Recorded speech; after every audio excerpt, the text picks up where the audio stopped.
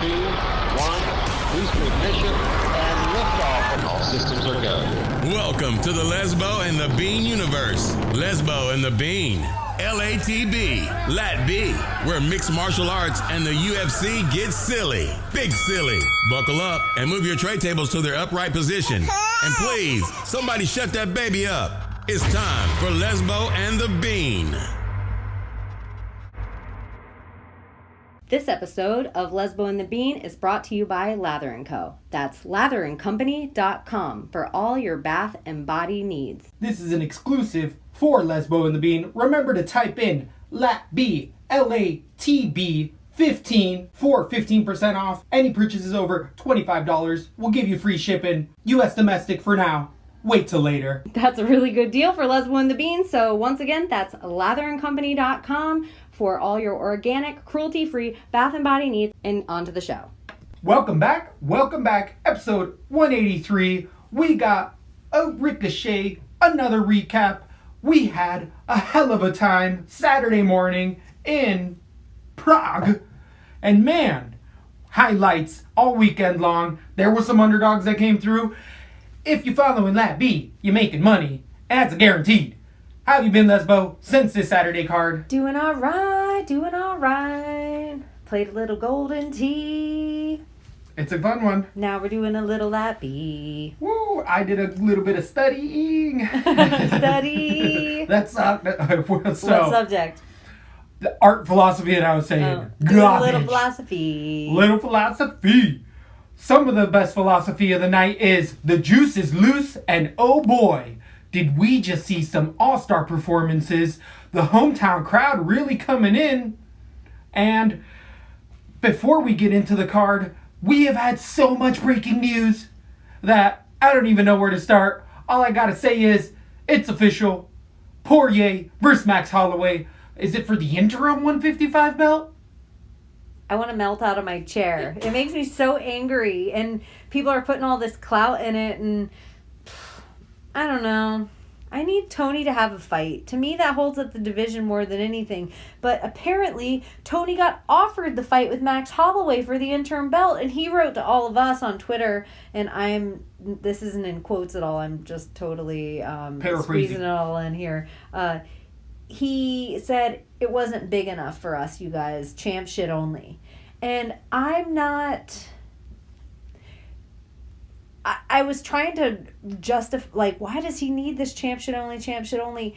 He needs the belt for his own legacy of what he started this whole game for. It has nothing to do with the money. It has nothing to do... He wants to be a champion. He even texted out, or Tony Ferguson, I can make 145. He would rather fight Max Holloway at 145 for his real belt than fight Max Holloway for an interim at 150. He's already had an interim stripped from him. So it is because the interim does legally allow them to not pay him as much. I feel like it's totally a financial thing for me personally because interim belt is interim. You know it's a temporary belt, so therefore they're like, hey, well, this is still interim, so they're not going to give you the same amount of pay-per-view buys that Mata Leon gets when she knocks out Cyborg because she's a champ. I agree, extra. But I also don't think Tony's about the money. I think it's his manifestation of everything he works for, and to not be the Dan Marino of the UFC, where he's still a guy that makes it into the Hall of Fame but never got the belt. Like the best guy to never get the belt. Even though he kind of got it. Because he kind of get it again. He would kind of get it again, and that's where he doesn't want to kind of again. Do you think Tony Ferguson only has a limited amount of fights left? He's 37 years old. He's probably turning 38 this year. With a brutal injury that came outside of the ring. Tripping over wires. With the UFC. Unbelievable situation we have. And that isn't even the contested belt with Dustin Poirier and Max Holloway. That is a smoke show. That's still a hell of a fight. It does take away from this with all this belt talk, but that's still, I want to watch that all day. Give me that fight any night of the week. I'm excited. Anyone who Max Holloway fights at these days is exciting to me. Dustin Poirier is in the same boat. I didn't see it coming at all, but I almost feel it's a little like if... I don't even want to make I'm trying to think of the comparison if they were like, we get a ring, And I'm like, oh, this is so going to be off the top. I have no idea. Ring, ring. Oh, what's that? Hey, you guys, Lesbo and the Bean, our producer comes in. Hey, you guys, I got you guys an interview today. It's going to be great. We're going to have an interview with Amanda Nunes. What? We're going to get an interview with Amanda Let's Nunes. do This it. is awesome. Blah, blah, blah, blah. And then they come back in a minute and they're like, it's Pudlova. That's how I feel with, hey everyone, it's going to be Max Holloway, Tony Ferguson. It's Dustin Poirier. I'm still fucking excited, but it's, even though I didn't want to see my two favorite fighters fight, there's just a level Downgraded. Yeah, and I love fucking Diamond. I'm not taking anything away from Diamond. It's a smoke show. How do you see that going? Right now, we're going to get there when we get there. What's your gut? Max Holloway, but 8-9 punch combinations with one of the hardest left hands in the game. Dustin Poirier is always a live dog. Absolutely fucking love that fight. I got Max decision, but it's close. Wow. I think Max finishes that fight easily. I think it's close. I think he is such a precision fighter. Poirier is too. I think people underrate his striking ability. I think Poirier has really great striking. I just think he also gets really emotional in there. And sometimes when we watch the fight live, it looks like, wow, they're banging in there. But when we slow that shit down, Max has that crazy head movement, avoids all those punches of Poirier. Blessed. But he is, everyone knows, one of my top 2 favorite fighters. So I'm going to be biased. We're siding on the same side. Just as far as the finish, we're changing I our love minds Dustin, right now. There's time. When is that officially? Is that March? April? 2, 3, 6? I believe so. I can look it up. Another late breaking, we just have found, I don't know if this is fully substantiated, but UFC Miami, that I hear LaTB has been profiling for quite some time, has officially been moved to Fort Lauderdale. We're not How do going. we know? Is it official? Because I still haven't seen the tickets drop. I have seen it amongst my Twitter following. People that I follow, I can't think of the exact name. So far, that's what I've heard on the underground. UFC 236, April 13th. Tickets on sale. Holloway versus Poirier and Gastelum versus Adesanya. That card, even if there's no other fights. Atlanta, Georgia. Woo! I almost want to be like, ooh, what about if we don't go to Fort Lauderdale and we drive to hot Atlanta?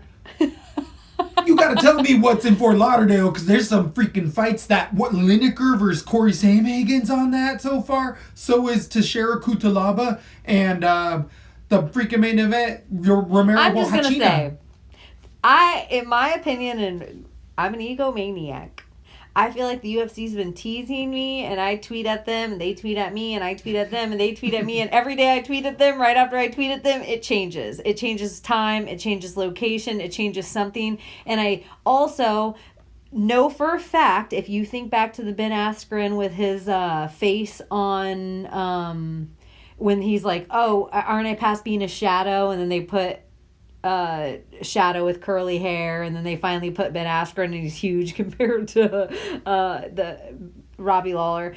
Whoever's doing their social media right now is somebody who's doing it full time and sitting at the computer and doing it and paying attention to what's going on Twitter and effing with people. And this is such an ego move to even put Lesbo and the Bean on there with Ben Askren. But we're always tweeting out shit, and if you're online, you're like, I'm going to F with people. I would F with people. Wouldn't you F with people?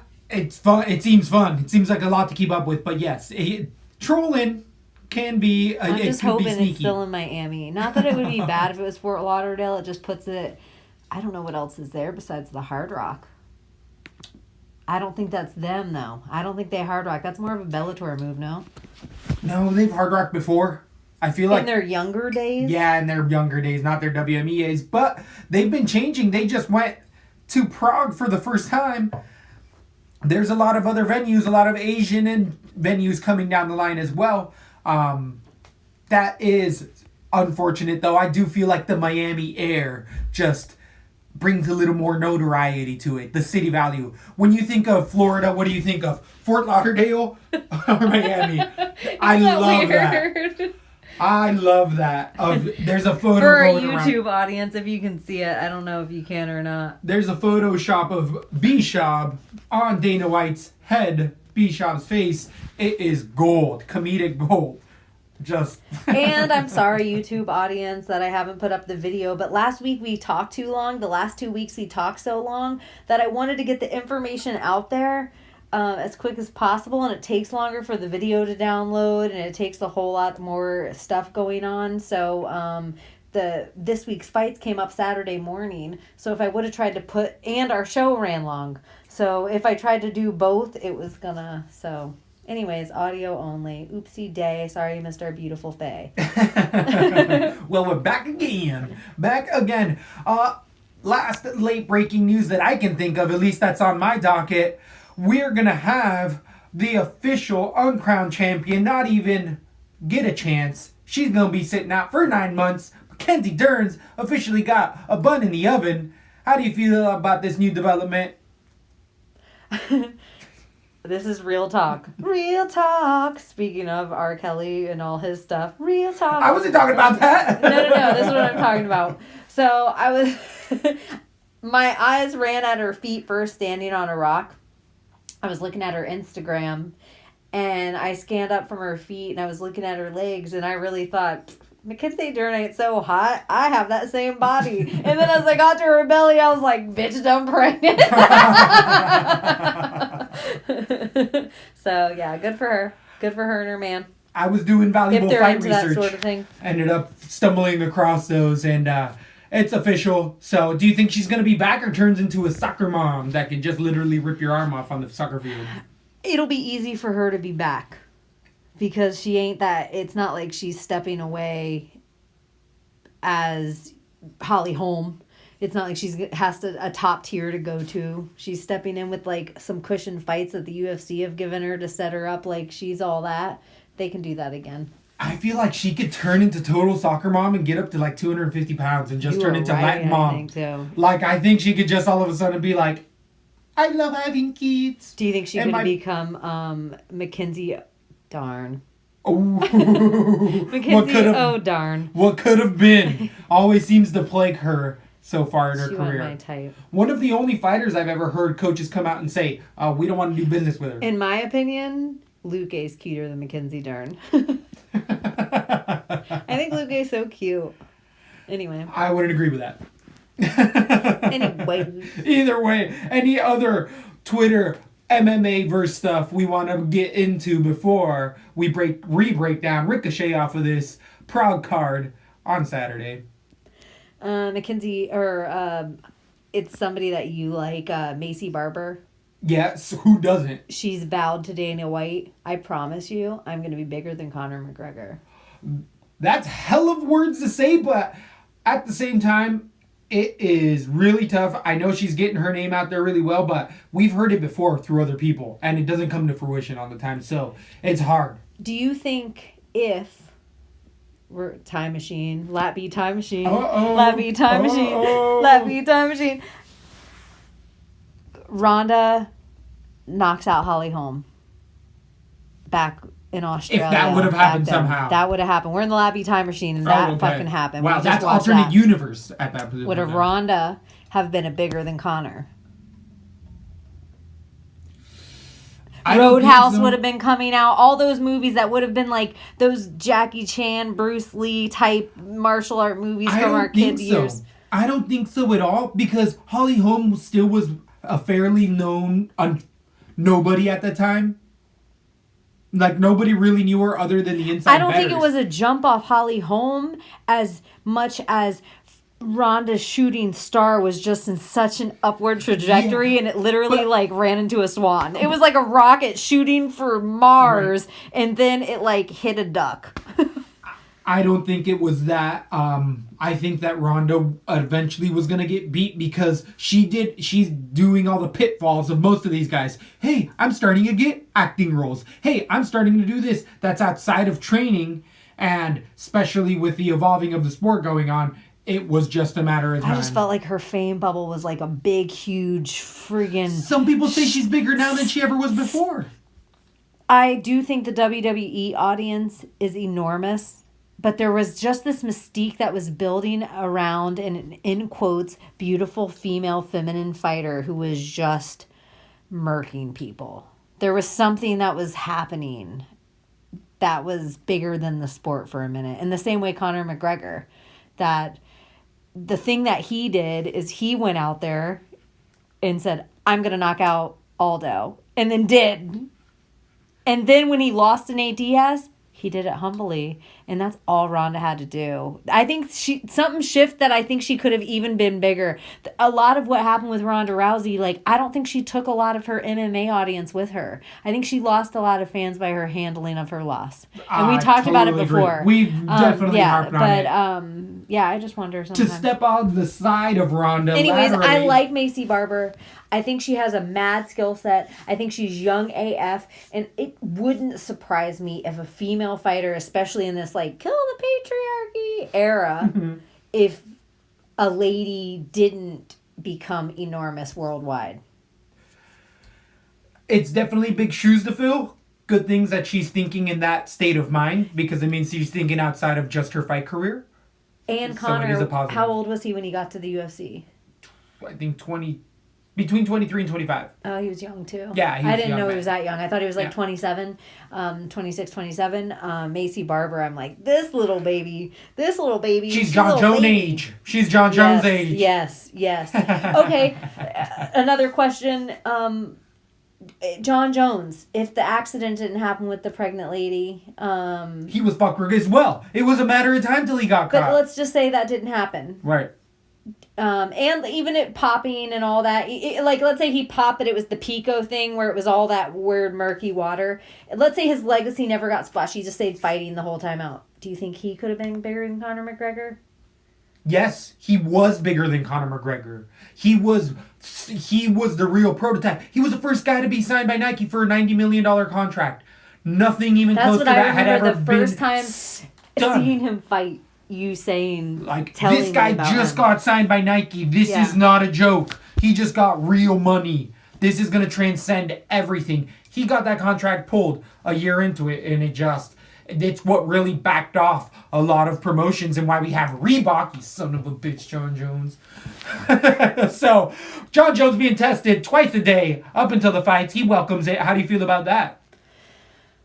It doesn't matter because if he pops positive, it's just he's They're gonna wave fluctuating. it off, right? He's fluctuating. He's just pulsing. Oh. Uh-huh. Hashtag pulsing. Oh, he's pulsing still. Unbelievable. He's hashtag Nancy pulsing. He's the Speaker of the House. He's the Speaker of the USADA House. What a son of a bitch. Speaking of Betch Correa What? versus Irene Aldana, did you see this fight was officially announced over the weekend? That does nothing for me, and I won't remember it again until we're breaking it down. Aldana decision all day. Steam the line while you can now. Aldana. Mexican boxer, tall, skinny, fights like Cordy Casey. I don't know. I don't know yet. I don't know yet. I just bet against that bitch. You know me. Oh, we're about to break down the fight. We're about to ricochet off of the Saturday. You have that never bet on betch rule.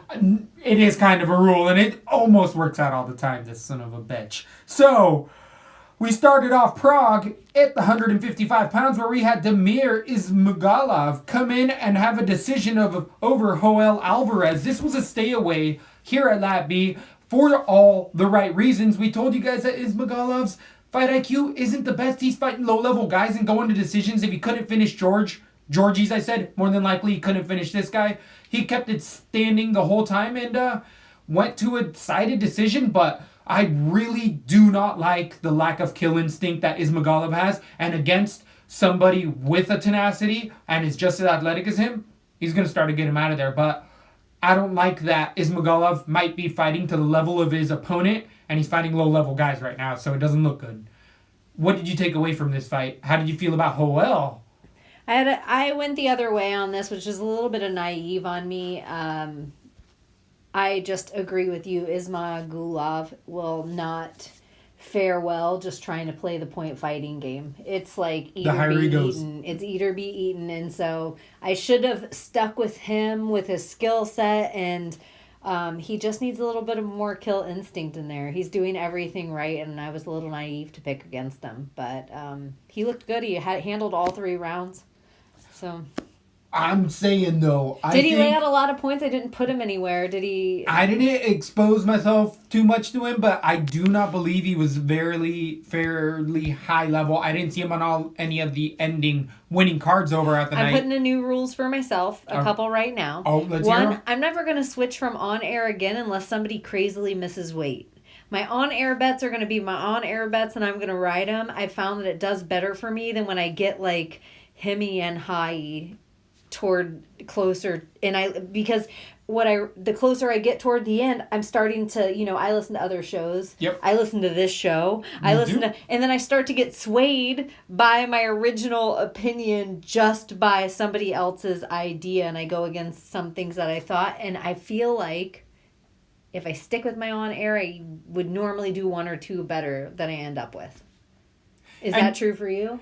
I do agree with that. I don't press save, or I leave that tab open and then I start to tab through other stuff and then I don't save it. So I actually I'm gonna start saying at the end of every show. Save. We've done it before. We've said it before. I used to say it all the time. I'm gonna start saying it. We need to, because we're gonna have another breakdown coming up on our next episode. We're gonna keep it rolling. In my lady brain, I think I don't want to nag. But it's what I need. It's what needs to happen, apparently, in my life. So, again, moving forwards, I don't like Alvarez at all. At all.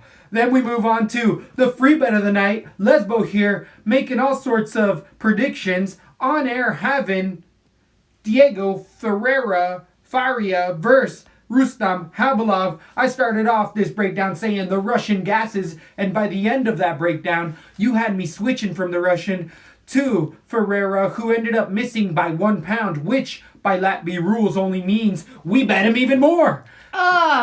So, staying with this fighter, I put him on a lot of my cards because he was cheap at 7,500. Also being the Beans free bet of the day. He definitely cashed that plus money. Ferreira everywhere took over from round 1, 2, 3. As we were saying on the breakdown, he's better striking, better on the ground.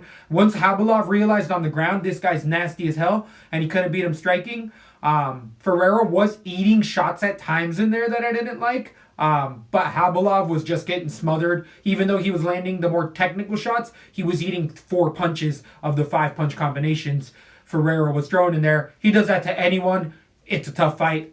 Ferreira moving forward, I don't think is too much of a dark horse. Habilov was a big name on a big win streak. What did you take away from that fight?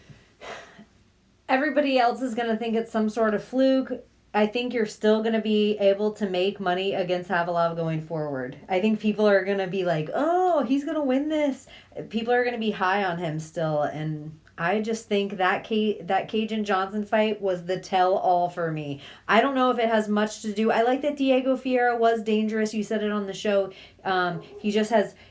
He's dangerous from more angles. Yep. He has more kill shots. And I like that for him going forward. I think exactly where these guys stand right now, of Habilov being a favorite and Ferreira being an underdog. The weird part is Ferreira's going to be an underdog going forward and Habilov's going to be a favorite again in the next fight. And I think that's awesome for us because nobody's paying attention to Ferreira right now, and he's going to be such a sneaky play.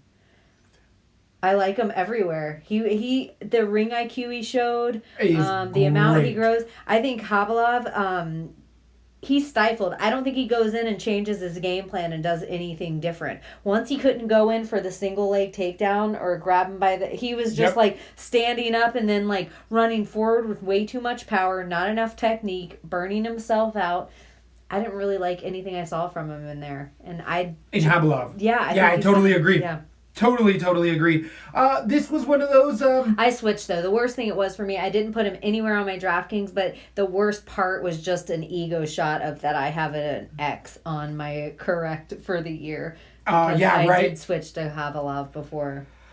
Ferreira definitely paid himself out, scoring slightly over 100 points. I don't remember off the top of my head there, but I had him... ton of exposure, especially when it's one of those free bets. I'm like, I gotta put my money where my mouth is. I had a break-even night. I ended up with $1 over what I went in with, so I went over, but It wasn't. It wasn't a loss money. Yeah, to me, Didn't lose money. and I said stay away from this night. I only picked 4 cards on DraftKings total, and I already booked, like reserved, the $8, which you guys should all get in on for the John Jones fight. It's a fun one for the pay-per-view coming up. There's going to be a lot of betting options, tons of breakdowns, lines and stats should be out. As of now, usually pay-per-views are really recent, so definitely get on the line. This is shit. This is some inside info for fans that... if you're one of the 10% of fans that doesn't have your own podcast, here's some inside info. When there's a Conor McGregor fight, when there's a... John Jones fight, when there's a Max Holloway fight, when there's, I mean, it's few names. I could probably put them on this many hands. When there's those fights, we get more fans. Like, those are the casuals crawling out of the woodwork. Definitely. Come and listen to No longer the casuals, starting to be some of the hardcores if you listen into this show. If you're getting some free tips, free money bets. How did you feel about the crowd in Prague over at the night? They showed up early. Was it midday? It was nighttime for them, I guess. It was an evening card. I loved 100% of it, including the boos for the right decision when Carmouche won against their hometown girl. We'll get there. I agree.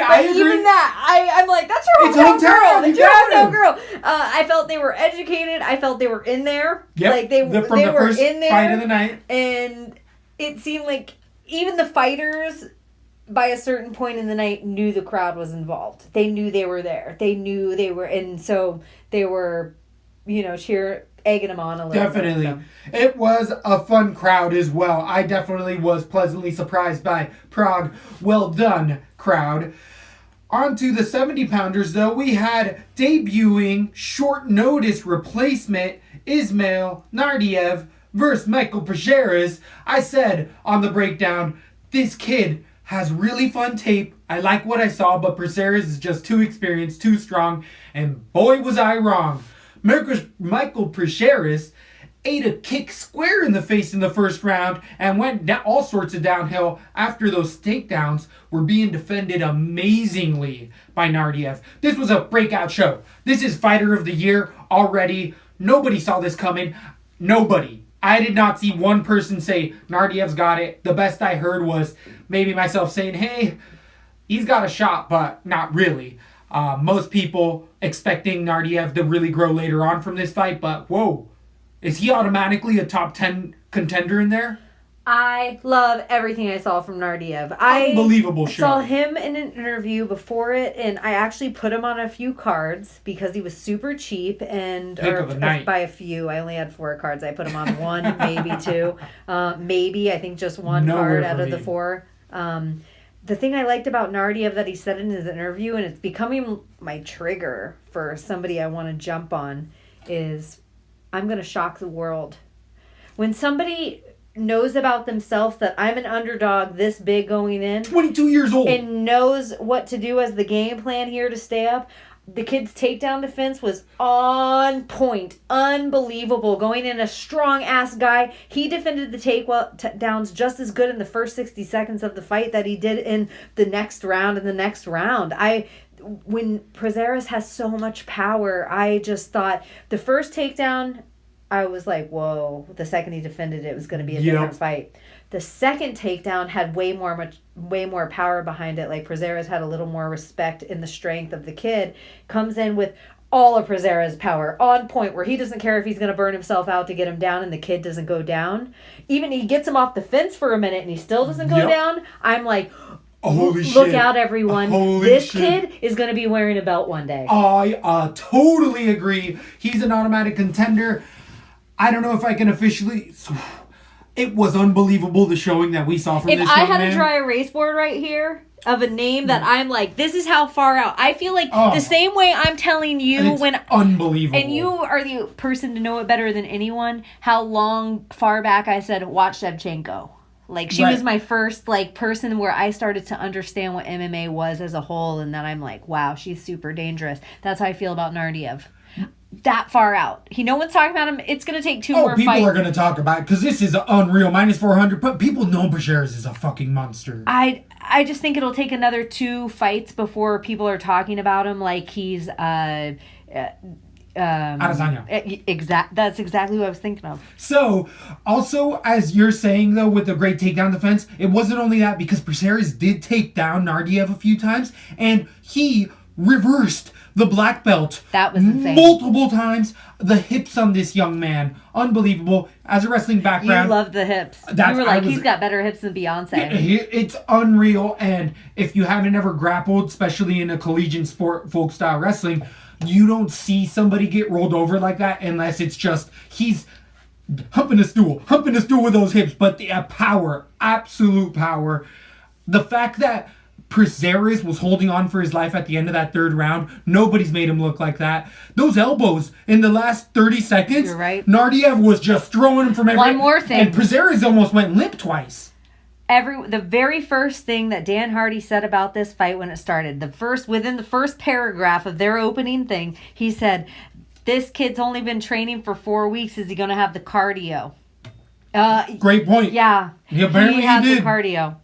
I love everything about him. Your best bet is that no one remembers this because it's not one of the big cards, but every hardcore is going to totally know about this kid going forward. I think the bettors are going to know. And in the 170, the 170 needs this kid. The 170-pound division needs some steam. They need some steam coming into it. Murderers Row with a murderer on the way. Let's go. 170, I just feel like it's getting... You got some people dwindling out. You got a lot of older guys. I don't agree with that. I think there's a bunch of monsters I at feel like 55 and Masvidal, everywhere. Wonder Boy, Woodley. They're Covington, all guys that are kind of Chiesa. slowly walking out. Those are like Chiesa, Covington are in their mid-20s. That's it. Chiesa. That might be a lot for Naurdiev right yet. Chiesa. Chiesa's... I think if he just did that, I would bet Prazeres over Chiesa. Who did Chiesa just beat?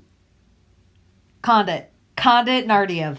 That's the fight. No, Condit needs to be out of the UFC. I totally agree, but if he just No, has to fight... I don't like that Condit fight at all. Condit doesn't need to get beat up for no reason. But Prazeres would beat Chiesa in my point of view.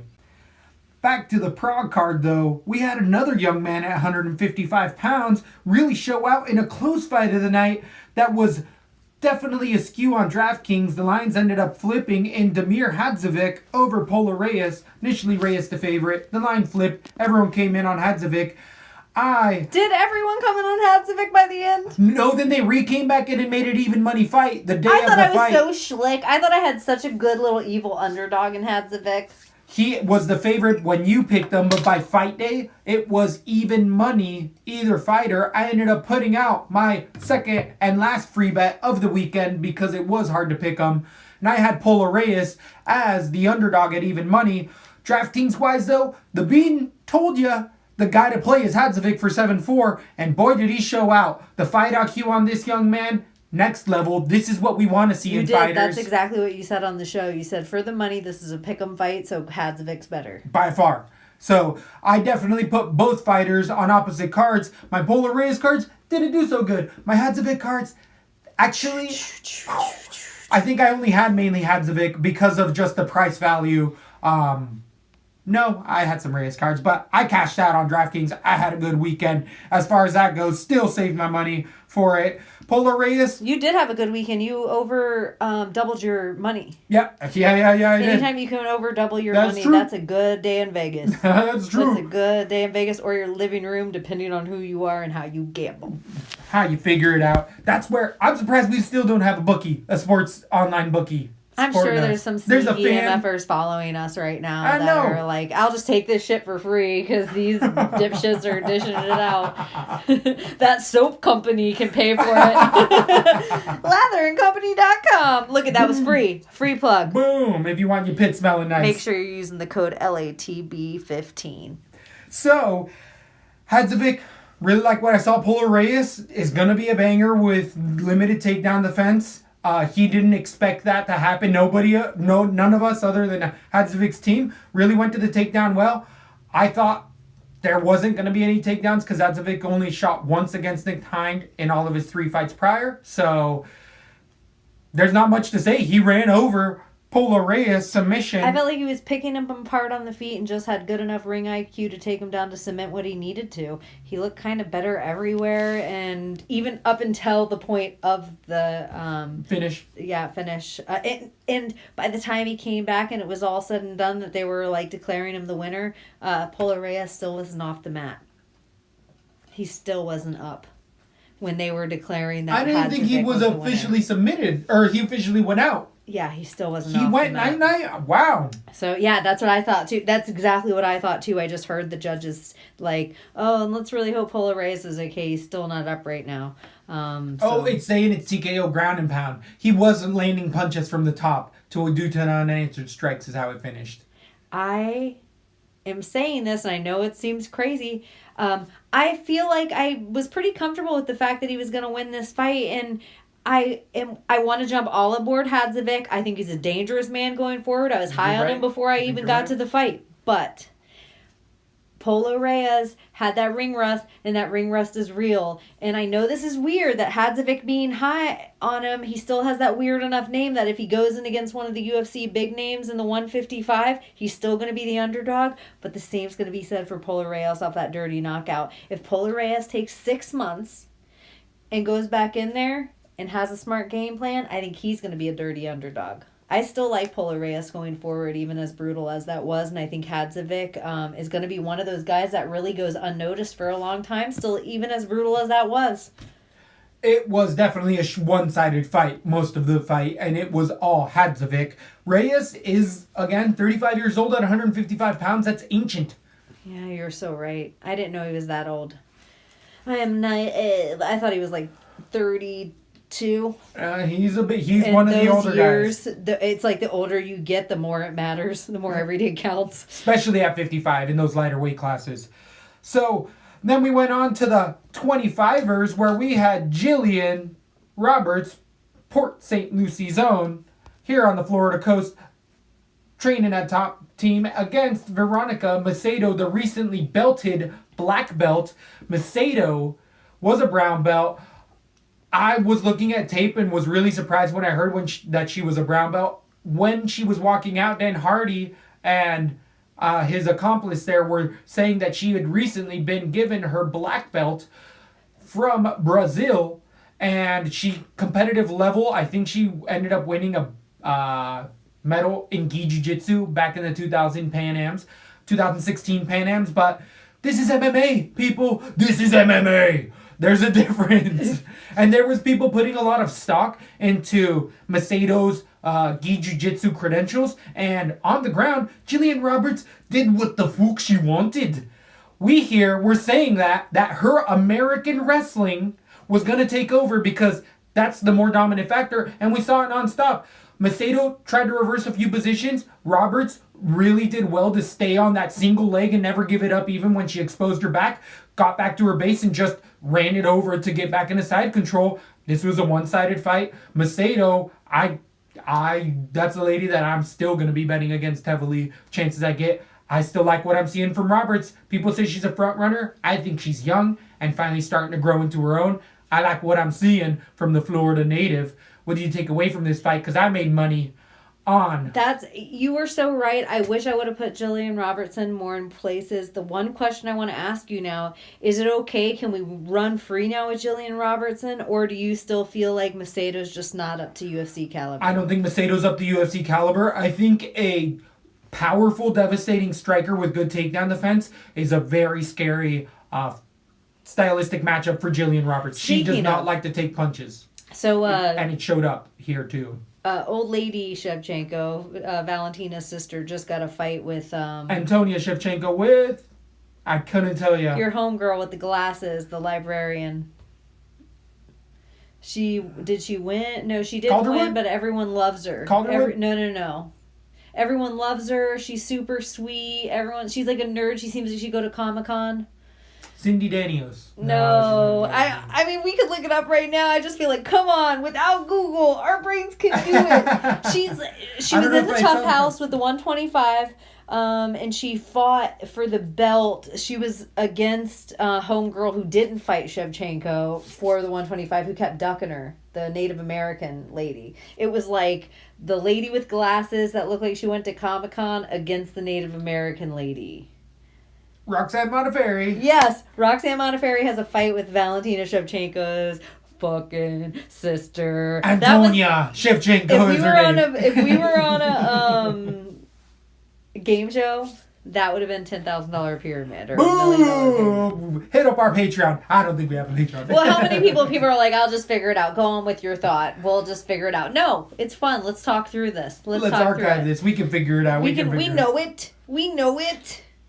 But moving forward, we owe them the respect of knowing it. We owe the respect of Roxanne Modafferi of having that in our brain without looking on Google. True. So. True. And of Antonia Shevchenko, not just being the older sister of my homegirl Bullet, who's gonna be on our wall in a sexy little frame. At least she's not known as the lesser Shevchenko like some brothers are. Speaking of, what a perfect interlude. Into Chris Fishgold versus Daniel Tamor, the lesser Tamor. I like to call him the trash bag Tamor myself. Daniel, the lesser Tamor. I think that he should just make it. Could you just accept that as a sibling? I feel like the biggest takeaway. Yes, you can't accept it, but if the fans want what they want. They want what they want, and you can't do nothing about it. If it was like cheerleading when I was in high school, and my sister had a nickname, and I became the lesser, I knew I was never as good of a cheerleader as my sister. But if it was on like the volleyball or soccer field, then she would have been the lesser. I would have been okay. My ego would have been okay. Does Daniel know he's the lesser Tamor? I feel like yes, because he has a full-time job and is still not stopped that full-time job. So he's been trying to fight professionally and have a he looks like a Nickelodeon cartoon or something. Well, he's going to get back to that job because he's 4-0 in his last 4 fights. There's no way he sticks around in a division that's full of monsters at 145 pounds. I feel like he gets his pink slip. I feel like the biggest takeaway from this fight is, or the biggest downfall of this fight is that I no longer get a bet against Daniel Tamor because I was making a lot of money picking against him his last 4 fights, and I've been right every time. Fishgold looked good in there with those takedowns, called it, said he was going to get it to the ground, eventually submit him. Fishgold was also fighting for his roster spot in this fight, but the guy who looked like wanted it more, Fishgold, actually got to give some props to the Black Iguana himself, Herb motherfucking Dean, coming in, taking a point on one of the most egregious fence grabs I have seen in years. It completely changed the position or the takedown for Tamor. He was able to stay standing. Fishgold backs off, is immediately like, what the fuck? Herb Dean is just like, hold on. I'm taking a point. Fishgold's like, hell yeah, bro. And then he's like, yeah, get him on the ground. And Herb's like, oh, hold on, I can't get you the whole position. I gave him a point. We're going to start neutral here against the cage. Fishgold pushes him right up against the fence, keeps on working on that takedown until he finally mounts the back. And once Fishgold latches on, I mean, he's holding on for dear life. That was a man who knew he had to finish that fight. And Fishgold going forward, I don't like the shots he took against a better striker, same as Roberts. It's not that he's scared. It's just that big power punchers. He eats that first big shot to get that takedown, and that's not a good way to set up your shots. So a good counter striker like a Connor is going to land that left hand, and you're going to go night-night. So Fishgold, still tentative, but I do like the tenacity I saw. Is he kind of like a Brian Kelleher? I think he has more forward pressure than Kelleher on his takedowns, but he's super open for that one first shot. I mean, his arms were down. With so much power. And his head was straight on the line. He didn't throw a punch and then go for it. Well, he did, but his punches were super looping. So was Tamor's. I mean, fun fight while it lasted. I'm going to say this, and then at the same time, I'm going to hedge my bet by saying, I fucking hate when people say this, and I'm going to try never to say it again. Fishgold going forward is really match dependent. Don't you think that's every fight always? That's true. It's like the worst. It's like the same way there's certain things when I hear people talk about fights I'm going to try to avoid just because they're so like, do I have to say it the same way? Do we have to say when somebody's a 4-1 favorite that I'd put money on this? Yeah, he's a 4-1 favorite. Thank you. Thank you for letting me know that obvious. Make sure you breathe oxygen, everyone. Make sure you're out there drinking water and breathing oxygen. I feel like I can say that Naurdiev, if he gets the right level, which is a fighter that's only won one fight, I would bet him. Like I would, yeah, people are going to be betting him. There's going to be money to be made on Naurdiev because you're right. He's going to go in against just a bigger name, and everyone's going to be like, let's bet against him. Yeah, I'm let's like, see. what's this kid full training camp? Or where I got real money in Never Bet, Cruiser bitch. I don't care who she's not matchup dependent. I don't care what matchup she's against. She will lose that fight. So we got things a coming. We got things definitely stuff moving down the line. Then we went to a 170-pound bout. This one on Tapology, it didn't switch from Petrozzoli decision. I actually had Grant on the show. I picked Grant on all my DraftKings. I had Grant everywhere because I don't remember you ever talking good about Petrozzoli. I didn't, and that's where I think I might have. You actually touched talked about him and just touched it, and it. Sometimes when I'm looking at these cards, I'll press to look at who they fought last, and it'll switch the pick on me as I'm clicking that picture. So I actually had Grant everywhere, and ooh boy, was I right about Petrozzoli's 170 chin not being up to par compared to Fishgold. Petrozzoli, I guess he ate a lot of shots, but that wasn't good at all. But at the end of the first round with a second left, that mouthpiece is still in orbit right now. It's floating over the flat earth as we speak. And Petrozzoli's chin is, I don't know if it's necessarily there. Can we say that's the second awesome call in a row that the fight should have been called right there? Yeah, that's 100% spot the 100% right call. As weird as it is, I know, because the audience, I feel like this was one of the ones they got a little upset about. Like, boo, why did this... Initially, the crowd but once was they booing all watched it happen, and they replay. were like, oh, shit. He was out. Oh, shit. It was better for Petrozzoli that this didn't go on. Like, his corner, could they have gotten back in there? Yeah. Would he have been on 75% of his legs? Probably. Would it have been good for the remainder of his career? Not at all. Not at all. This fight was over. It was the right call. 2 fights in a row that Petrozzoli's been gnarly knocked out. He needs 6 months or more of recovery. If he gets in before that, I'm going to bet against Petrozzoli. I don't know if I'll ever bet on Petrozzoli. He might be one of those guys that I put in that bandwagon of, I don't know if they're UFC caliber. I'm not saying anything that they're not an amazing fighter and still not 10%, 5%, 1% of the fucking planet. But UFC is that 0.00001% of the planet. And he might just not be there. That this was going to be the question I asked you next. Are you going to... get on your best Sunday clothes and hop on the Dwight Grant hype train, or are you still a little tentative? I really like what I saw from Dwight Grant in there, but as you're saying, Petrozzoli might not be that highest level caliber, and I've seen that as well. Grant's gas tank still hasn't been proven enough. Really like the shout out on Instagram from Dwight Grant. Unbelievable knockout potential. The body snatcher himself? It was a hell of a performance. Is he a top team? I believe he is at American top team. I believe he is potentially a Floridian. But Dwight Grant, I'm not going to say he's matchup dependent. He's fighting out of New York City, New York. So I don't know what. Out of New York. I liked everything I saw from him in there. I thought he had good movement. I thought he was explosive. I can't believe how much power he had. I know I could be wrong because I've never actually fought an MMA fight, and you can correct me here because you have. if you get to 4 minutes and 59 seconds of the first round, that is a harder time to be explosive enough with knockout power. That's like a harder time than being in the first minute of the second round.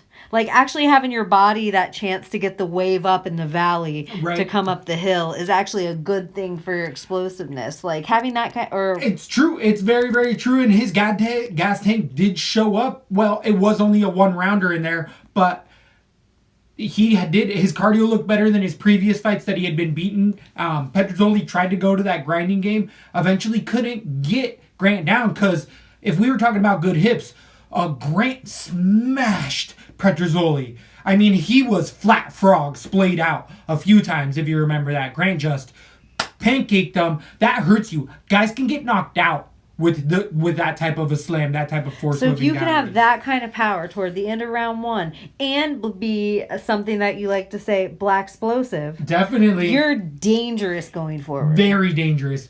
I like what I saw from Dwight Grant in there. I'm gonna be definitely looking forward to Dwight Grant. Snatcher. I like it. I'm on that hype train. All right, I'm on the train. I'm on. Choo choo. Let's go. Let's go. You're like, let's have a little seat. Let's get a meal. Make it a double. Let's go, Lesbo. Woo, woo. But before we go into the main card, make sure that y'all following the Bean at Zoltanite, and make sure you're following Lesbo and the Bean, and make sure you're following at Weak Neck Baby if you want me. And then if you want to just look at our pictures and pretty opinions, you can go to Instagram at Lesbo and the Bean, and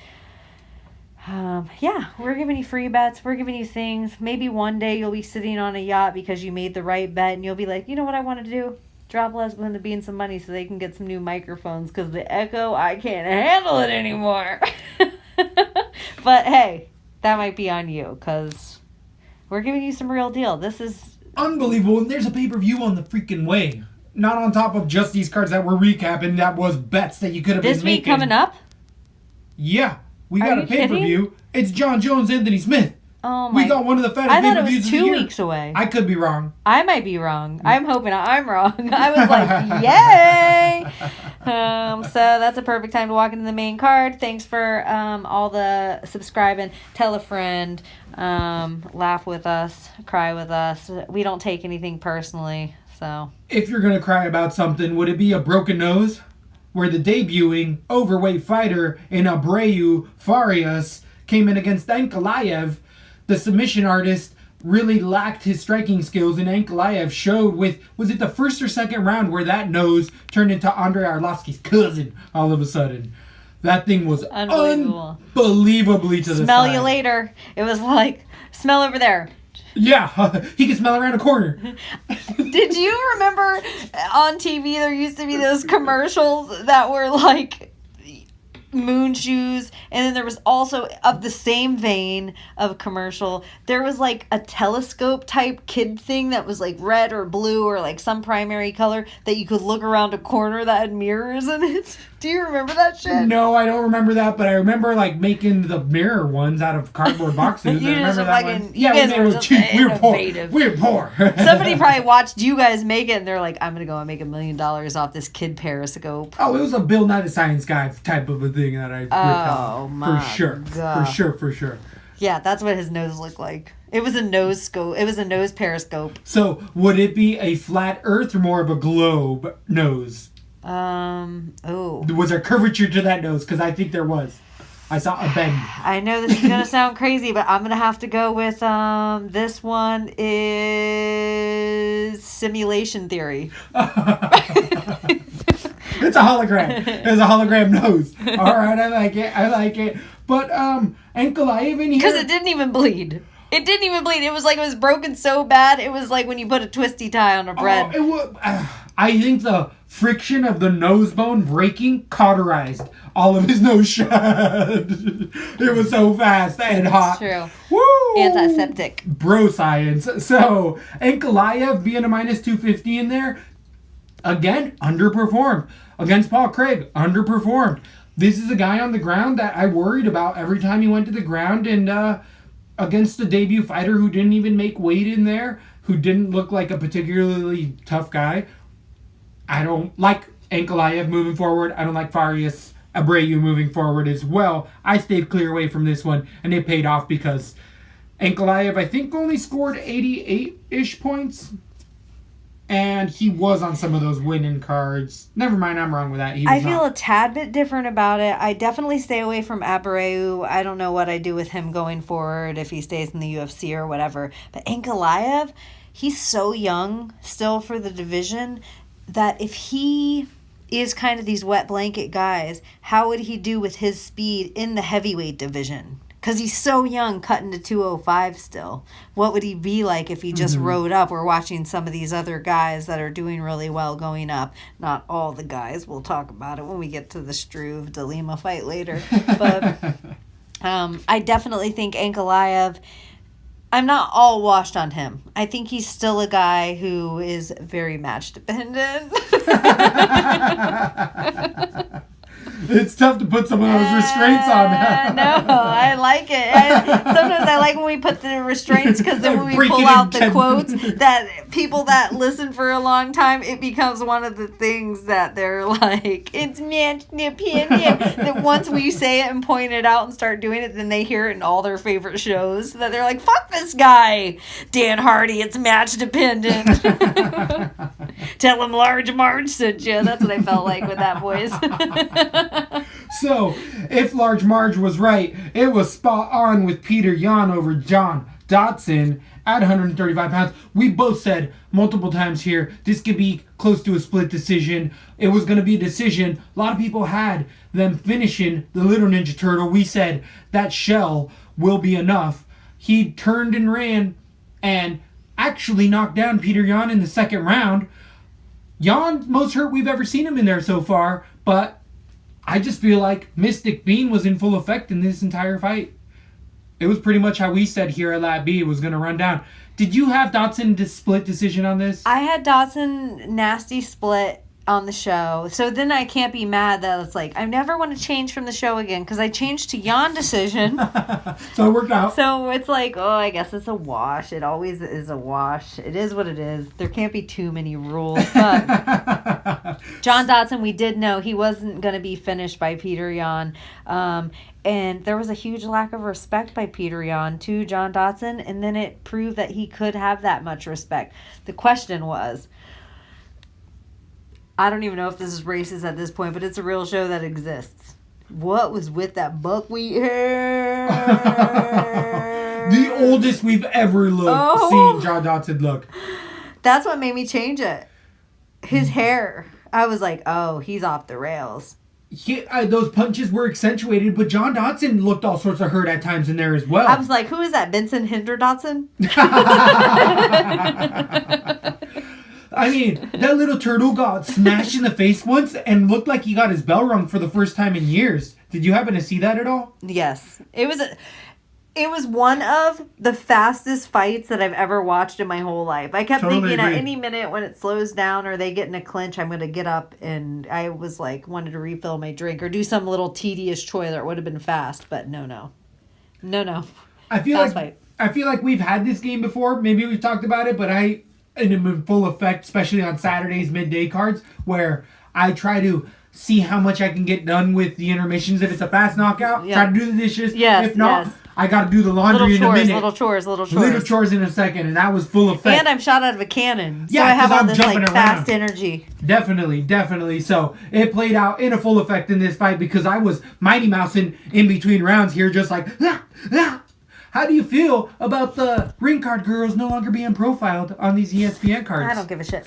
I don't need even it didn't that affect at all. A bit. If I had to pick, honestly, and hey, you guys, I'm a hardcore lesbian. I don't give a fuck. If I had to pick between one thing, either watching the ring card girls or getting to hear the corners chat, please let me hear the corners chat. Please cut it out while the ring card girls are doing that bullshit and let me be able to hear what's going on in each corner. I really love when they profile that. I appreciate Whitman because it's a tease to that actual corner that we get to listen to. It's Whitman kind of being like, well, this is what they said. But that's actual valuable information other than just some Mazda Toyota truck fucking garbage. Agree. Put that shit on the like pay-per-views when there's no commercials and you're trying to get those common fans to come on for the everyday shows, and because you have the John Jones with the Connor fights, Right. put the ring card girls in, show their butts from a good angle, put the good lights on them. I get it when you're trying to get the common fans, but give me corner talk. I want to call it corner talk. Ooh, I like corner talk. I love corner talk. It's so important. Agreed. Keep talking. I know for our audio fans, they hate this, but I got to check the camera. So, we are going to go to a 125-pound bout where we have the gorilla herself coming in and manhandling Lucy Pudilova here at LaTB again. If you're listening, you're making money. It was a favorite, but there was a clear path to victory, and it was that grappling game that we talked about. The gorilla rubbed up against Pudilova until she couldn't take it anymore. The fans didn't seem to like it, but hey, we making money, so what are you going to do? That was one of the better performances, and I don't want to get too high on Liz Carmouche, especially at her age, especially against Pudilova, but I don't want to take away too much from Pudilova in the 125 division because she still has fights to win. Liz Carmouche looks so fucking tight, and did we profile that she's 10th Planet? We did not. And I can't believe we're so high on 10th Planet all the time. We've talked about it before, but what was news to me is that she recently received her black belt from 10th Planet. It showed. Yeah. But again, we were saying the whole time, ground game's where this fight's going to be won. And if the gorilla grabs a hold of you, she's going to dry hump your leg until you win. And the audience, this is where we loved the boo because we're both sports fans and we understand what it's like to be hometown crowd. This was their girl, and she put in a good showing against the oldest women's vet in the UFC, which you highlighted last of the show. Reigning. And that's cool. That's cool stuff. I like that Liz Carmouche can still go in there, and a different thing that we might get to see with ladies MMA is maybe the careers are going to be a little longer with a little less brutality in some cases.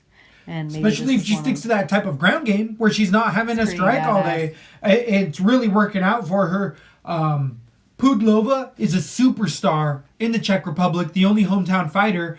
I'm actually really... No. Oh, wait, you might be right. Yeah, I'm right on that. And so, Pudilova, I know that they profiled her, and she can't walk around town without asking for autographs because the UFC's so big out there. Her being a local favorite, she was swamped by it. What ended up happening, I thought that Liz won that fight, and the judges were still going to give it to Pudilova. I honestly thought that was going to happen. So, got to give credit to the judges because I saw a clear, steel, dirty-ass split. They ended up siding right. So, Czech Republic, we're willing to go back. LaTB's throwing our name in the hat to go back there. Anything left? Where do you go? I would not mind that. It looked like such a good trip. And if you're somebody who really loves UFC enough, to, make sure you can go on and find Joanna Jędrzejczyk giving a tour of the Czech Republic, and it's pretty entertaining. I think it's under probably the UFC, or I wouldn't have seen it, but It's pretty entertaining. I thought it was cute. Where do you go with Pudilova here? We know we like Liz Carmouche, the gorilla herself. In the 125 division, there's so many fights to be had for her that she'll still be good, and that I'll still question of whether or not it's going to be a good fight. This fight made me eat my words a little bit. It was really entertaining. It was really intricate, and I also think Liz Carmouche is enough of a badass, and I feel like Pudilova showed enough defense that she might be really dangerous going forward in this division. I like both ladies going forward. I can agree with that sentiment. I'm less excited for Pudilova, honestly. Mm-hmm. So, yeah, well, she did lose. Good, touche. So, moving on. You know what I like? Touche, douche. Boy. So, moving on to the 200. That would be our t-shirt, touche, douche. That's a fun one. It was kind of fun. There's a last name's got to be Douche. Is it Bobby Douche? No, that's Douche. Oh my gosh, I'm sure there's last names that are like fart butt. Buttholes with. My name is Buttholes. Buttholes. Yeah. What did you say your name was? Harry Buttholes. It's Italian. So, I make good pizza. talking about an Italian, Gian Vellante came in at 205 pounds. The New Yorker You are himself. Segway City today. Gracias. Like T-City? Gracias. You're Segway City. Thank you. Does I'm Segway trying. start with an S or a C? Is it S? We could be postmodern and be with a Because if C. it's S, you're S-City. It'd be like your T-City thing. That'd be your shirt. Like, But the New Yorker himself coming in against the young up-and-comer Oslilianchuk. Mikkel came in, and we were expecting here that Vellante's chin wasn't going to be able to hold up. The striker likes to use his wrestling in reverse to keep it standing, and quickly, a minute and 30 seconds into the bout, we saw Gian Vellante go down to the body shot. Apparently, that liver is a vulnerability for Vellante and most people. So you eat a body shot like that, I don't care who you are, you're pissing blood. You're not drinking that night because you're like, dude, my fucking side, like your soul gets touched. That's one of those where it was a perfect angle of it, left of the body, all of his weight into it. I actually ended up going heavy on Omlianchuk just because I, again, was fading Vellante's chin so much. Said it in the breakdown. good one to go heavy on. It was a good one to go heavy on, and it definitely made me cash out. Why I doubled up throughout the night. I feel like it's a good one. Praceres was my worst DK bet because I did say go heavy on Praceres, thinking it was going to be a quick one with that submission. But I still cashed every single one of my cards but one. So I was definitely in the paint. Yeah, I saw your card. All your cards did good, and you did a lot of tournaments. Like not that I forgot about DraftKings, I just didn't have time all week to really get into it and pay attention. And it's so European I saw card. yours with how many of you got in a lot of tournaments that had like 30K people in it or 10K people in it, and you were at the high ass end of the those whole people. night. Like I had a tournament that I ended up in like 10th place, but there was only like 1,000 other people in it. So you had a good night. In the 500, over the 500, 600 You bet the right cards. people, because that's the other thing too, is sometimes you can notice here on the show too, if you listen to like what we go heavy on and what we don't, you might end up with 50% of them right, but you bet the right 50% The guys that get the finish, because that's what we need on DraftKings for sure. But I still feel like we give extensive enough breakdowns that if you're one of those crazy parlayers or prop bettors, you can decision. Peter Yan was minus 30, but there was other crazy props like this fight doesn't go the distance. I put a prop on because Vellante. Or if you never bet anything at all. At all. We're It's a fun entertaining one. enough that you don't ever have to bet money just to be entertained. Very good point. Very good point. Moving on with Vellante, where do you go with him? Gian Vellante, if he insists on fighting again, any person he goes against that doesn't have forward pressure, he's going to draw it to a boring decision, and it's going to go either way. It's anyone that gives him too much forward pressure, Gian Vellante loses. So I'm going to say it's match dependent with him going. I don't. I actually think that it's time to get I on outta agree, here. but we didn't see them gloves raised, and it's becoming something that we're definitely noticing is more and more of like okay, this is what we're doing. We're all just this is what we're doing, everyone. If you're done, you're done. There's no such thing as kinda. You're retired or you're not. But Gian Vellante didn't. It probably is going to insist. I don't think the UFC renews his contract. Personally, I hope not, but he's from a camp that I'm starting to think certain managers and certain camps and certain things have certain people they're allowed to move UFC around. filtered. Yeah, that they're allowed coach? to move around wherever they want to move them. So I feel like Gian Vellante, we could see him again, and it just could be something that if you're a Johnny-come-lately that thinks you're a good better and you're going to bet on name over what we know, there might be great money to make betting against Gian Vellante every single time from here. That's kind of where I'm sitting with Gian Vellante. Okay, and what it's about been like that for a while. Lord Olianchukaz? I mean, we didn't see tons in there, and it is Gian Vellante that he got a quick finish in there. But what we've seen before with this steroid-using fighter is that he did have a good gas tank, great striking, one of those M1 credential guys. On the ground, we haven't seen enough to really see, so... What about still tentative on Lord Olianchukaz versus Sam Alvey? That's a perfect matchup. Sam Alvey takes those body shots a little bit better, but Sam Alvey has one of those weird finishes, even though he's lost a few in a row now. The last one was, and Papa Dana himself was like, that was an early stop. So Sam Alvey was coming off of a win. You know what as I well. have to say, though? And I am not sticking it up for the ref at all. But I agree, watching it in slow motion back again, that totally was an early stoppage. But when it happened, especially if I were in the ring, I can't even imagine the pressure. So on my couch, when it happened, I was like, Sam Alvey crazy as hell. That stoppage was fine. And then when they played it on the big screen in slow motion, I was like, whoa, he covered up. He was totally right. That's how you defend. There's something that comes later on in the fight with the Blachowicz fight that is very similar. Some people think it was too late of a stoppage, but I think it was very apropos to the Sam Alvey fight, that if you're a really good ref, which is better than my eyes, but if you're somebody that does this for a living and you're paying attention to exactly where the action's happening and they're punching the outside of my bicep or tricep, then you keep that fight going. And that's where something happened later in the night that I'm like, oh, I hate it. But in my opinion, it was the right call. And Prague might have had the most keen eyes that I ever seen. Something magic was happening in Prague. Great. And if we haven't talked about it, I'm sure we have before, the refs need to wear cameras. We have the technology. The refs need to wear glasses. I'm sure we've talked about it, but I don't remember. That is a magic statement out of your mouth. Pride I'm never sure died. we talked about it. Pride never died. They used to have it. I wasn't a Pride kid. That's magic shit. I'm sure. Then you're probably talking to hardcores like they're like, duh. Yeah, exactly. They are like, duh. But it's to like all one the of those things newbies like say. me, they're like, whoa, the Bean just said some fucking magic shit. It would be so unreal. All of those questionable then even fighters that have early stoppages can actually say, look at the tape. That ref just had a lap of judgment. It's okay. People are human.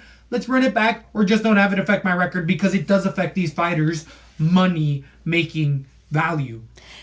Would you be okay with, this is such a hypothetical philosophy question, but would you be okay with, let's say it was a ref error, if it was an RE on a fight that became it wasn't a win, it wasn't a loss, it wasn't a draw. It's a no contest. That's what they call it. Do you think, is no contest too blanket of a term for you? Or are you okay with everything just going into no contest? Like even drug, no contest, dick kick, no contest, eye poke, no contest? Or do you think ref error, cool, and then if it was against kind of the rules, like a dick kick, eye poke, something, that became a different term? Wouldn't it be nice if it was really precise on why these... I feel like, why couldn't you just asterisk it by saying no contest, dick kick, no contest, ref error. Yeah, exactly. Just asterisk it like that. For all time, so people are like, it's quick, easy. You can see back of the head strikes, no contest, and that's it. They don't tell you when there's no winner or loser. It was a foul. If they run it back or not, whatever. It doesn't become an L on a fighter who had something illegal happen to them. Do you know what I feel like this moment just was? Stay frosty. Just kidding. Okay. So, the co-main event, we go with the biggest boys of the night. We had Marco Rodrigo de Lima at 245 pounds against Stefan Skyscraper Struve. This was one of those that I was saying on DraftKings, I have to tell myself to back off, and thank goodness I did. Some Mystic Bean stuff, because I put the Lima on too many spots, and guess what happened? He shit on boost. He ended up landing that overhand right that I was talking about in the first seconds of the first round, and then I was like, dude, back off.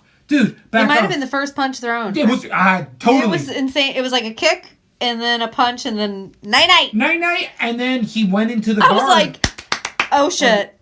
Why are you staying down there? Yeah, it was everything that it was like, what is happening? Same thing he did with Seaweed. Would you say that's when Stefan Struve said, I woke up on the mat? Did you hear that? I did not hear that. In his fight interview afterwards, Stefan Struve said, yeah, I remember waking up on the mat and he was coming at me. And I'm like...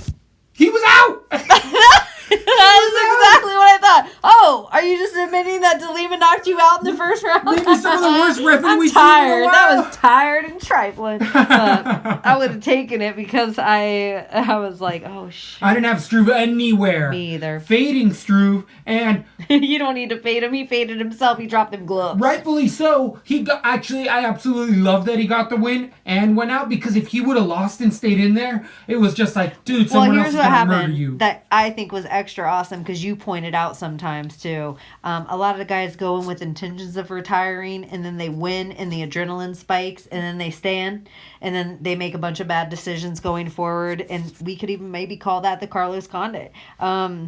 But Stefan Struve, what he did is, I think I'm done, you guys. I think I was done coming in here. This is awesome, blah, blah, blah. I'm going to lay these down, but I want to leave it open that I may be back kind of thing. And then in the after and the post-fight presser, he's like, no, I'm done. Like, after the adrenaline wore down, he's like, no, like, kind of almost These were like, the plans the whole time. But the win, he was going to lose. He was expecting to lose. Yeah, and he said he's been so tentative and so scared every time since he knew about his heart condition going in there that it's almost been too much to take.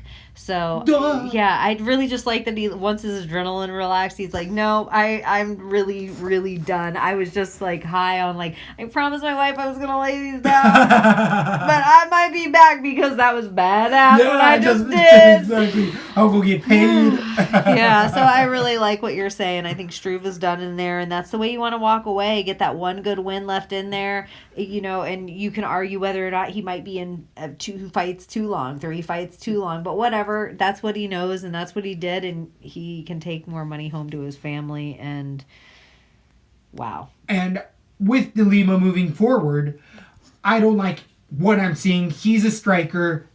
He knows what he should do in there to get the job done, and he notoriously goes into people's guards where their only chances are on the ground. That's some of the worst fight IQ in there. I don't care what it is. It's just, you can beat him striking. You knock him down. Second round, you let him take you down and get you to the ground again. I don't like Lima at all forward. Going forward, I didn't like him at 85. He was against a certain other bad guy. I pick against him because he's slightly better, but he's at the bottom of the barrel as well as far as talent at the heavyweight division. He's a log. He's a 2x4. He's a place filler. He's that shit on boost. He's shit on boost. For sure, on my DraftKings card, he was one of them that did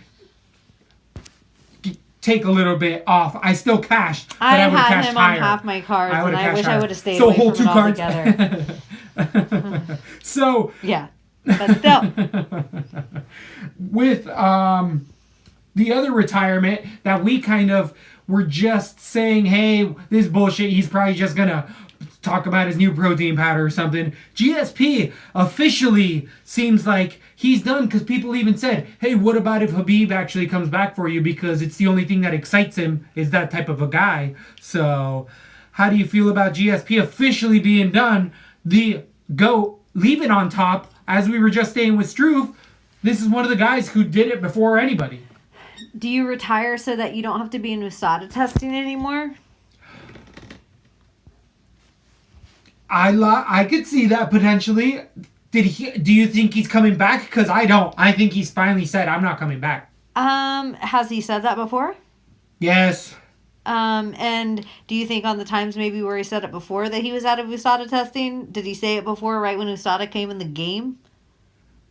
And maybe he had to let his system clear out because he didn't know how the drug testing was going to go. And now he's saying it again. And now there's a whole bunch of money fights on the horizon. Whether you want to talk about Nick Diaz, whether you want to talk about Conor McGregor, whether you want to talk about maybe the winner of Usman Woodley, if you were just a guy that was worried about legacy, if you wanted to be a guy that fought Khabib. There's a lot of fights that tantalize the GSP, at least I heard on JRE, that it's got to be bigger than Michael Bisping just to walk through and be like, I can grab the 185 right now just to grab that belt. There's got to be something else to it for GSP to me to just be like, things did not work out. Like, I decided he is with Cowboy Cerrone now, and now I not to make $1 million. I'm out of the game now. Really, your whole career, GSP, your whole greatness of your career was contingent on what fight Conor McGregor decided to take?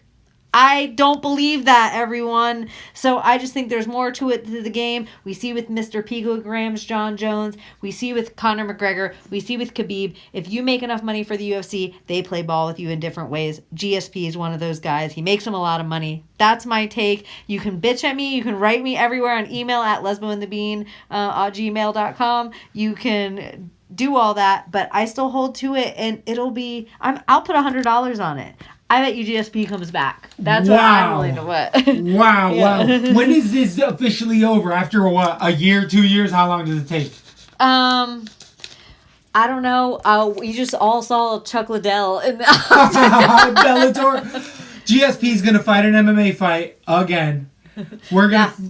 Okay, I like that bet. I like that because I could see everything. I like everything you're saying. I think there's more to it, and I know it hurts fans that are hardcore fans because they're like, no, GSP is the one clean one. But to me, when the Diaz brothers said everyone's on steroids, they were talking to GSP, in my opinion. And so I feel like he's one of the dirty ones too. You don't have a physique like that as a Canadian nerd and all of a sudden grow that kind of physique out of just working out hard. That's not my get. I just don't believe it. He was always a Kyokushin karate guy since he was a kid, though. He wasn't always a that. I just don't believe it. So was Bruce Lee, and he wasn't clean. Like, there's things. I think there's things, and I know it hurts when your heroes are not necessarily what you create them to be, but sometimes it takes a lot of contraptions to be Batman. So you mean the Iron Sheik and Chris Duggan are friends? What? The Iron Sheik and Lumberjack Chris Duggan, isn't that where it broke kayfabe? Oh wait, no, it's Hacksaw Jim Duggan. And the Iron Sheik were doing hookers and blow in the corner.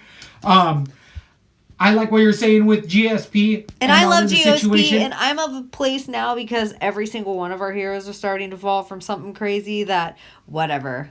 When you're inside the octagon, if you were just a dude on the street and you happen to be on drugs and the other guy happened to not be on drugs and you won, you still won. So I don't even want to go with greatest of all time. I still think GSP is one of the greats. If we want to say the term matchup dependent, GSP is the epitome of matchup dependent.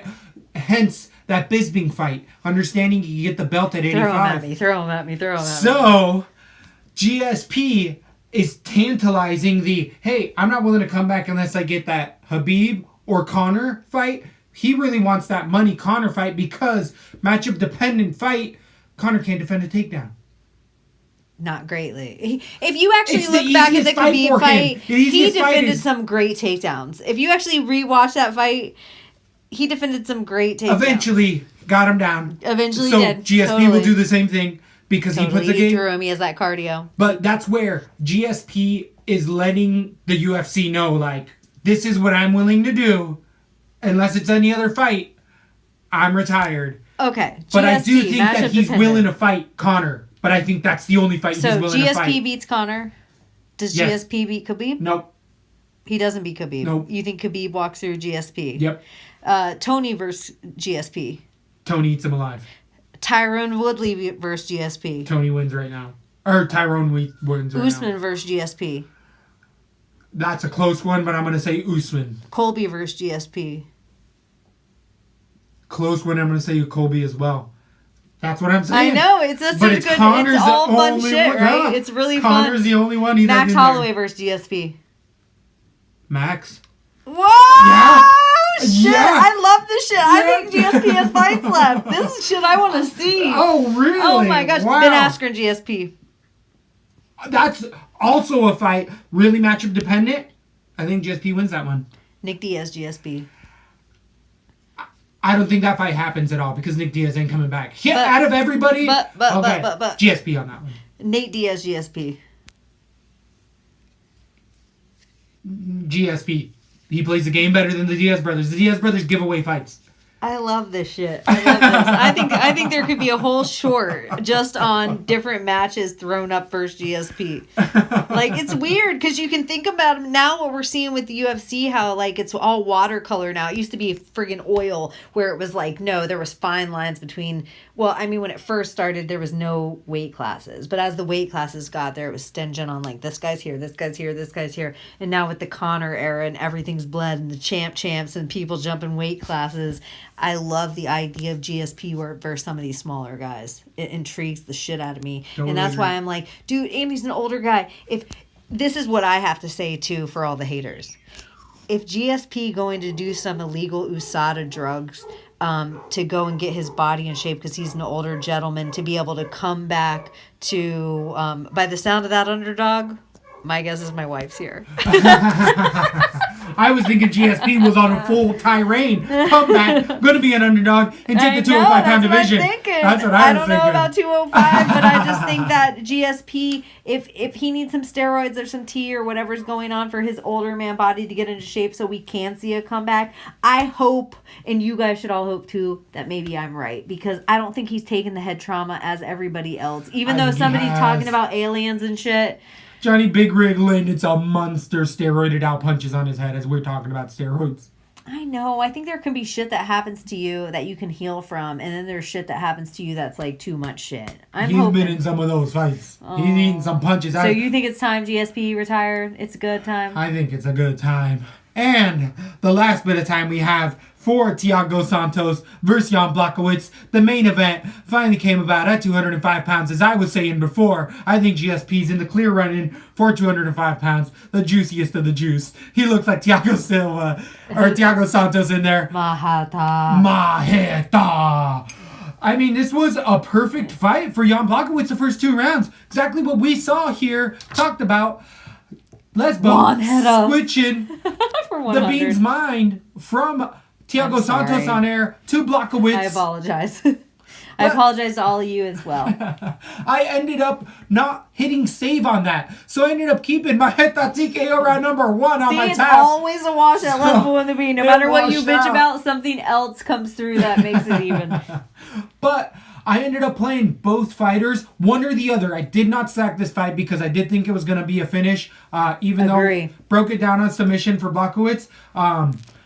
I really think that Blachowicz easily was going to run away with this fight. He just had a lapse of judgment in that 3rd round, and when he threw that 3-punch combination together, he left his left hand down, and Maheta was backing up with the right hand, and he threw a counter right off of his back foot. Wasn't especially powerful, but Maheta's got hams.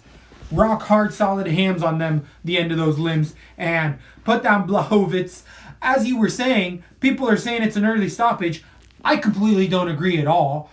I thought it was a right stoppage. I think the ref actually gave Blachowicz way more strikes than he would have given a lot of other fighters. There was a full 20 seconds of Maheta landing hammer fists that were hard as fuck. Blachowicz did not either contest that afterwards, which it tells everything. Blachowicz knew he was fucking hurt in that fight. What did you take away from that? In my opinion, I was so impressed. Like, Jan Blachowicz is a guy that is right up there with a Stephen Thompson with technique, and he is really underrated. And the amount of patience that Maheta showed to not run in there on Jan and really wait until he left this opening. He took a lot of hard shots. He took a lot of hard body shots. Yep. He took a lot of hard leg kicks. He was losing the first 2 rounds and slowly getting picked. He really found his timing, and I got to give all credit to him here. His patience was something that I did not think he had as a fighter, especially after the Jimmy Manawa fight where it was just like complete chaos. He impressed me here, and I think he's a dangerous dude going forward in this division to John Jones or versus Anthony Smith. With that type of power, imagine Anthony Smith Maheta right now. Woo, I just think so much faster. I just think he's so much faster than both those dudes going forward that it could be a really dangerous game for either guy to not get clipped by him and him change a fight. The only thing with Maheta Santos, though, is that ground game. If you can get him to the ground, get away from that explosiveness, there is avenues that the top-level champions are going to exploit. Not to say Maheta is not the funnest fighter in UFC because he can, at the drop of a hat, put your lights out and just land power from any angle. I mean, his kicks are as devastating as his punches, if not more so. Already talking shit. Luke Rockhold was talking shit to Maheta. What do you think about that fight? Luke Rockhold at 205 pounds is a different beast. So I actually love that fight, but Luke Rockhold needs to put his ass in check, homie. Damn, boy. I'm just saying, way to try to shit on one on top, especially when you got shut down by a Bellator chick. Did you see that whole little skirmish on Twitter? So the 20-year-old came out in Bellator, knocked out a total Cam. We talked about it, and she was crying, little top team model-esque. He hit her on the DL, on them DMs, and she retweeted it, or somebody retweeted her account saying, Rockhold saying, good win. I'd really like to get to know you, baby. And she's like, oh, cool, I'm training out here. And he's like, come to California, something or other. I'm paraphrasing. You're good other than your team or something. And she's like, I'm the best. I'm at the best team ever in Florida. You know, Yo Romero's here. Boom! Oh, shit. Yoel, my boy. Damn, you know what Yoel's doing in there, motherfucking getting that Cuban juice. I really do like that fight going forward for at 205, especially for Rockhold's fresh, clean start into the 205 division. If you want to be man enough to call out Thiago, do it. And especially it's a guy at 185 that, you know, used to be in your division anyway. I think it's perfect setup fight. And right now, if you ask me, I got Santos in that fight. The chin, do you think it recovers with the weight, though? Luke. With the weight, because that's what everyone says. It was that weight cut. I think sometimes it's weight cut, and then after a certain amount of weight cuts that you get knocked out clean, cold enough times, then it's chin.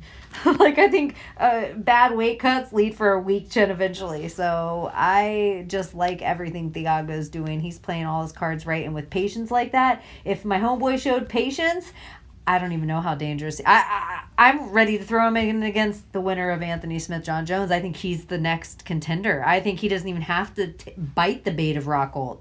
He's actually the next most dangerous guy in the division.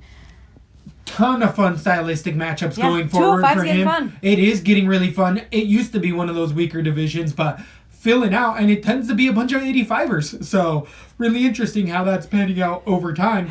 Where do you go with Blachowicz?